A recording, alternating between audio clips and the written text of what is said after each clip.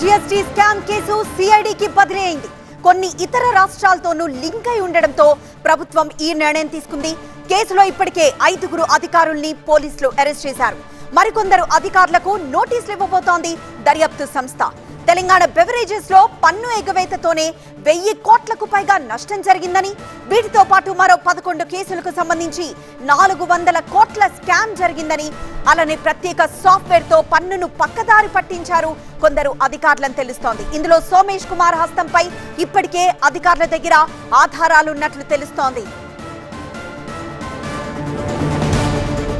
తెలంగాణలో జీఎస్టీ కుంభకోణం రాజకీయ ప్రకంపనలు సృష్టిస్తోంది. 100-200 కాదు, ఏకంగా 1000 కోట్లకు పైగా అక్రమాలు జరిగాయని ఆరోపణలు వినిపిస్తున్నాయి. ఇప్పుడు ఈ మొత్తం వ్యవహారంలో కీలక అధికారుల పాత్ర ఒక్కొక్కటిగా బయటపడుతోంది. గత ప్రభుత్వంలో పనిచేసిన మాజీ అధికారులు కీలక పాత్ర పోషించినట్లు ఆధారాలు బయటపడుతున్నాయంటున్నారు దర్యాప్తు అధికారులు.